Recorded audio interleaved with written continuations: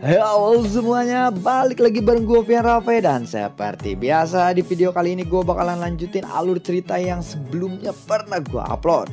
Dan gak kerasa juga gue udah sampai ke season 9-nya ya dari alur cerita Battletrog The Heaven ini kelanjutannya. Dan tanpa banyak basa-basi lagi, yuk kita langsung check this out aja alur ceritanya.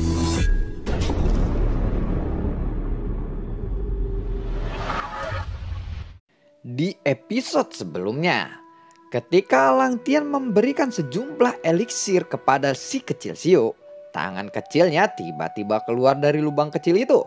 Dan tangan kecil itu menusuk mata Xiao Zhan yang sedang mengintipnya dari luar.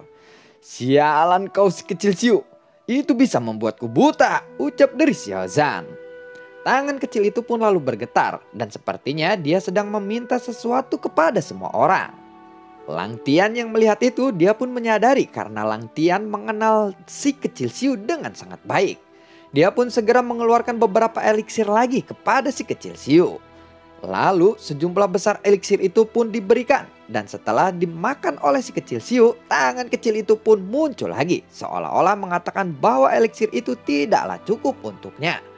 Ketika Lang Tian melihat ini, dia pun tidak ragu-ragu lagi untuk mengambil eliksirnya lagi dan diberikan kepada si kecil Xiu.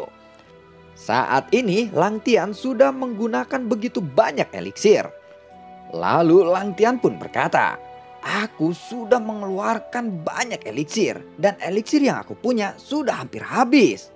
Mendengar kata-kata itu, Xiaoyan pun langsung mengeluarkan eliksir yang dia punya. Dan jumlahnya sangatlah banyak. "Xiaoyan, apa yang harus aku lakukan dengan semua ini?" ucap dari Lang Tian.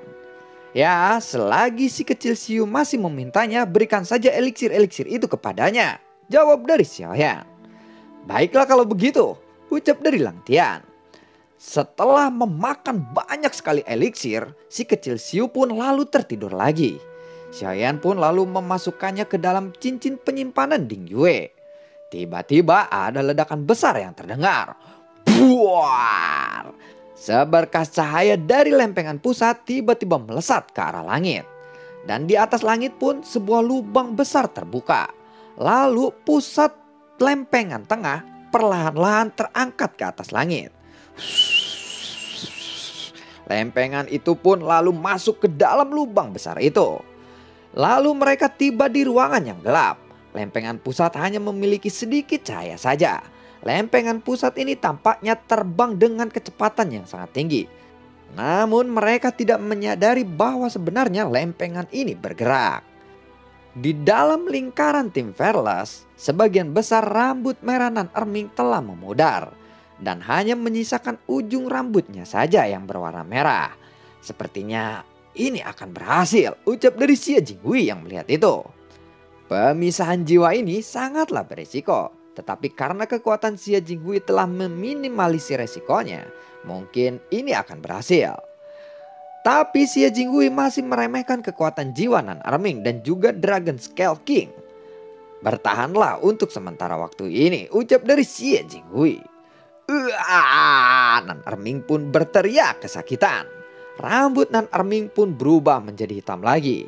Dan tidak ada jejak merah pada rambutnya. Pada saat yang sama, Nan Erming langsung pingsan. Di depan Xie Jinghui, jiwa Dragon Scale King telah muncul.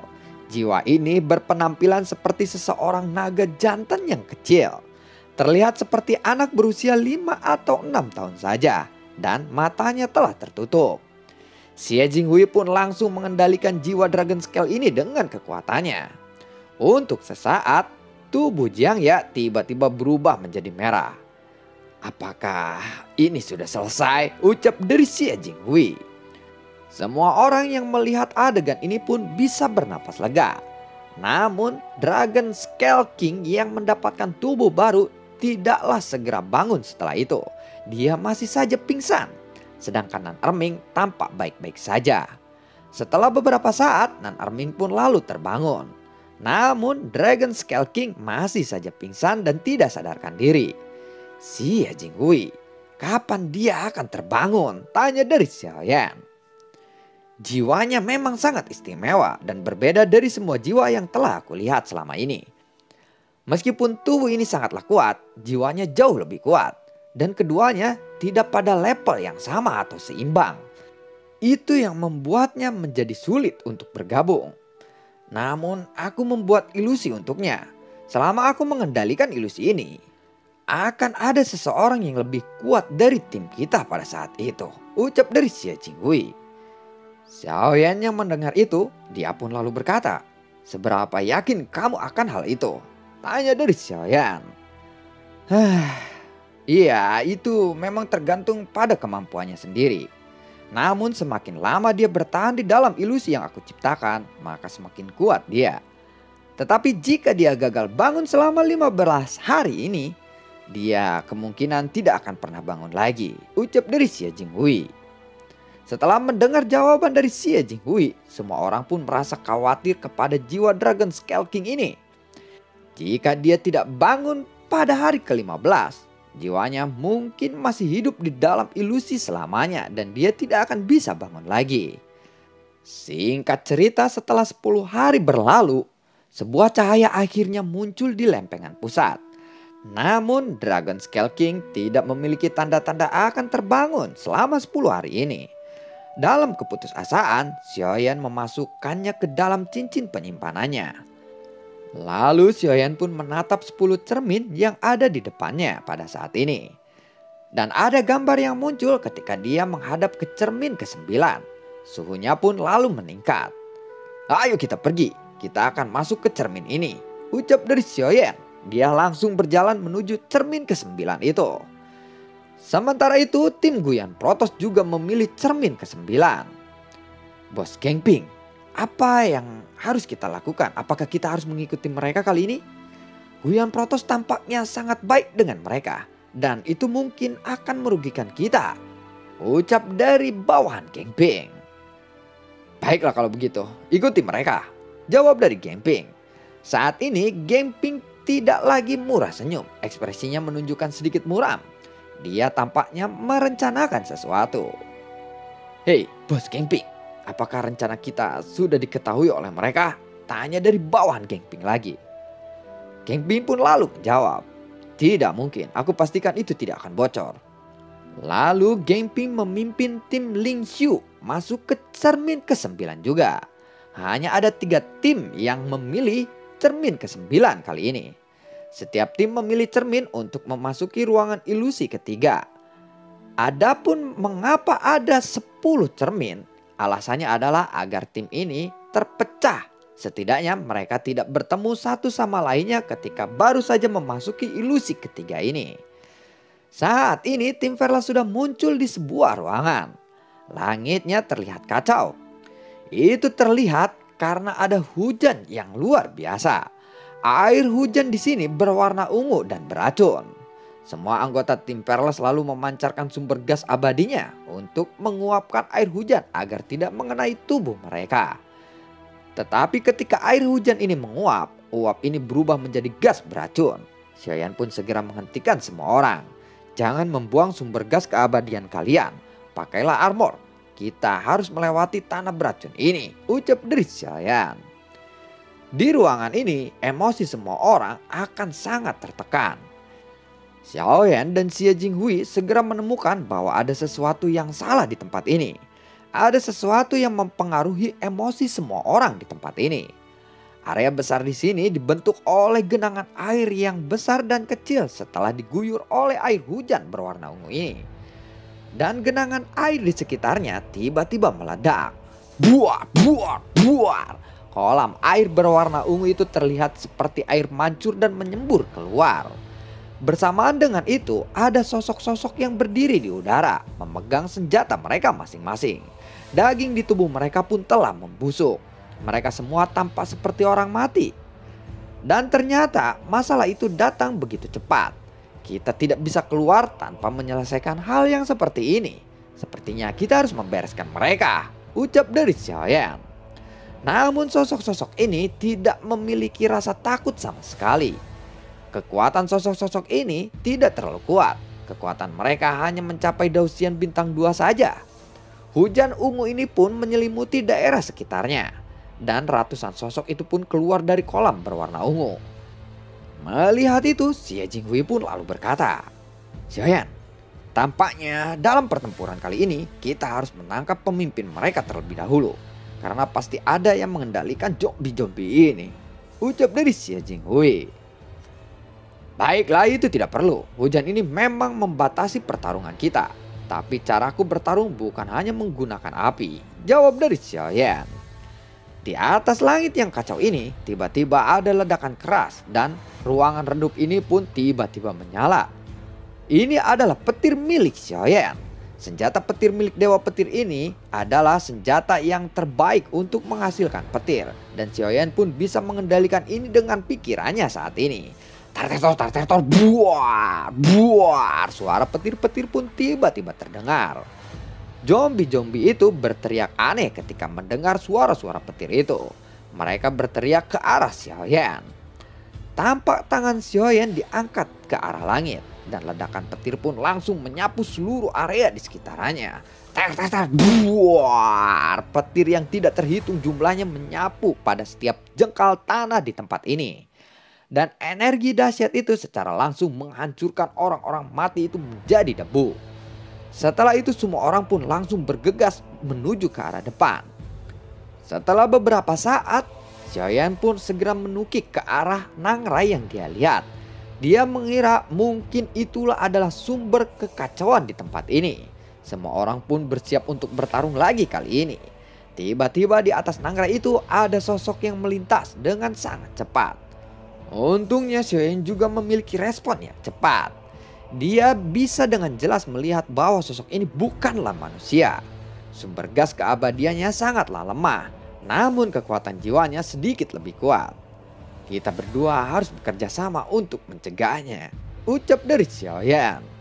Xie Jinghui pun lalu mengangguk mendengar itu. Dan kekuatan jiwa yang sangat kuat dari keduanya menyapu sosok itu. "Jika kamu terus berlari, aku tidak akan menunjukkan belas kasihan kepadamu lagi," ucap Xiaoyan kepada sosok itu. "Baiklah Tuan, aku mengaku kalah," ucap dari sosok itu. Sosok itu terlihat seperti manusia tumbuhan. "Hei, tempat apa ini?" tanya dari Xiaoyan kepadanya. "Dulu ruangan ini merupakan ruangan kelas atas. Akan tetapi ruangan ini telah runtuh dan menjadi seperti yang kamu lihat sekarang," ucap dari Suren. Dan ternyata nama sosok itu adalah Suren. Dia adalah salah satu orang yang selamat dari reruntuhan tempat ini sebelumnya. "Lalu mengapa kamu menyerang kami tanpa alasan?" ucap dari Xiaoyan. "Aku tidak bisa menahannya. Tidak ada sumber gas di sini. Aku harus membunuh orang-orang yang memiliki sumber gas. Dan aku akan memakai sumber gas mereka. Aku juga akan mati di sini jika aku tidak melakukan itu," ucap dari Suren. Xiaoyan sadar zombie-zombie yang muncul mungkin dibunuh di sini oleh Suren. "Baiklah, aku tidak akan membunuhmu. Tetapi kamu harus memberitahuku beberapa informasi. Jika itu berguna, aku akan mengampuni nyawamu. Tidak hanya itu, aku juga akan memberimu beberapa Xiu Xuan Qiandan sebagai hadiah," ucap dari Xiaoyan kepada Suren. Mendengar itu, Suren pun lalu berkata, "Baiklah kalau begitu, aku akan memberikan semua informasi yang aku ketahui di tempat ini dengan senang hati." "Kalau begitu, aku ingin tahu seberapa kuat racun ini," tanya dari Xiaoyan. "Racun ini cukup kuat, tetapi aku tahu rute tercepat untuk pergi dari sini, jika itu yang kamu mau," jawab dari Suren. "Lalu ada apa di luar tempat ini?" tanya dari Xiaoyan lagi. "Ada lautan, namun kabarnya daratan lain ada di ujung lautan itu. Aku belum pernah ke sana," jawab dari Suren. Setelah mendengar itu, Xiaoyan pun sedikit ingat tentang gambaran kenangannya. Ada pemandangan air dan api yang berdampingan pada saat itu. Mungkinkah nyala api yang berada di dalam kenangan Xiaoyan itu ada di dasar lautan? Xiaoyan pun lalu kembali bertanya, "Apakah kamu tahu benda apa yang berada di dasar laut?" tanya dari Xiaoyan. Namun ketika Xiaoyan menanyakan itu, Suren pun sedikit kaget. Sepertinya ada sesuatu yang tidak bisa dia jelaskan saat ini. "Hei, aku bertanya kepadamu sekali lagi, pernahkah kamu ke dasar laut?" tanya dari Xiaoyan. Tubuh Suren tiba-tiba bergetar. Sepertinya dia mengingat sesuatu yang mengerikan. Dan matanya penuh dengan ketakutan. Xiaoyan yang melihat itu, dia pun lalu berkata, "Hah, kamu pasti pernah menjadi manusia sebelumnya bukan? Apa yang membuatmu menjadi seperti ini?" Tanya dari Xiaoyan lagi. "Tuan, aku sarankan jangan pergi ke dasar laut sana. Di sana ada keluarga siput laut. Mereka ahli kutukan dan mereka sangat kuat. Ada banyak tim sebelumnya seperti kalian yang pergi ke sana. Namun tidak ada yang selamat. Dan juga apa?" Tanya dari Xiaoyan. "Kejuaraan alam dunia ini adalah sebuah penipuan besar," ucap dari Suren. "Penipuan? Penipuan semacam apa?" Tanya dari Xiaoyan. "Maaf tuan, aku tidak bisa mengatakan apa-apa lagi setelah ini. Jika aku melanggar, aku akan dilenyapkan secara langsung. Aku akan menunjukkan kepadamu jalannya. Dan setelah itu, silakan kamu pergi sendiri," ucap dari Suren.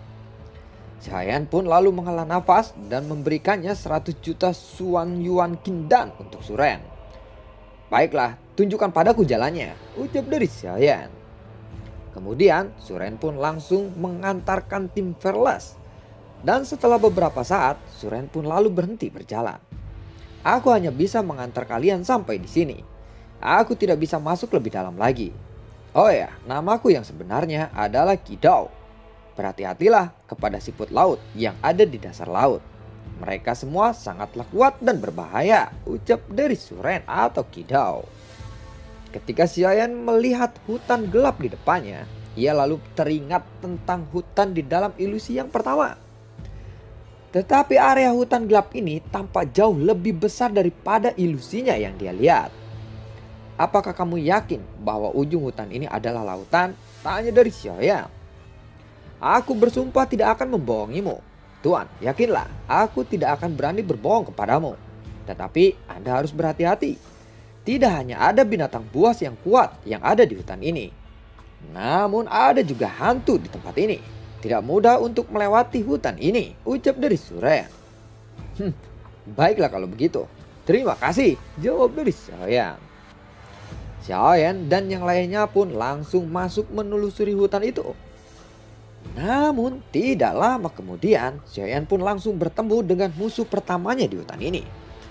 Musuh pertama Xiaoyan di hutan ini adalah harimau bertanduk merah dan berkaki 100. Sepertinya dia tidak makan untuk waktu yang lama. Jadi dia benar-benar langsung menyerang tanpa ragu-ragu. Namun sekuat apapun binatang buas itu, begitu Long Yang muncul, binatang itu langsung menyerah. Kemudian mereka pun akhirnya menemukan beberapa binatang yang lebih kuat dari itu. Dan tetap saja mereka tunduk di hadapan Long Yan. Akhirnya area hutan itu pun telah berakhir. Tetapi di ujung hutan itu, Xiaoyan tidak melihat lautan di sana. Melainkan dia hanya melihat gunung yang menjulang tinggi dan menghalangi jalan mereka.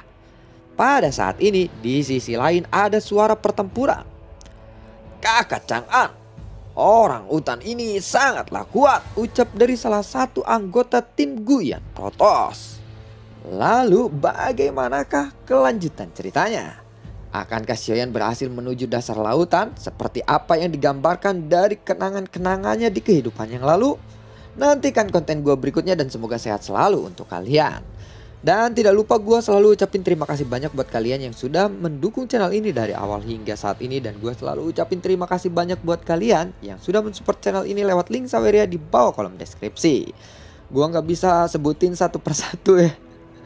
Terima kasih semuanya yang sudah mensupport channel ini. Gua nggak terlalu gimana gitu ya, maksudnya nggak berharap yang wah bang gua nggak punya uang segini gini gua maaf gua cuma bisa ngasih segini, maaf bang, iya semangat bang, gua nggak tergantung pada nominalnya kok. Terima kasih aja semuanya, terima kasih banyak yang sebesar besarnya buat kalian yang sudah mensupport channel ini lewat link Saweria di bawah kolom deskripsi. Assalamualaikum dan sampai ketemu lagi di video gue berikutnya. Semoga sehat selalu untuk kalian. Dadah.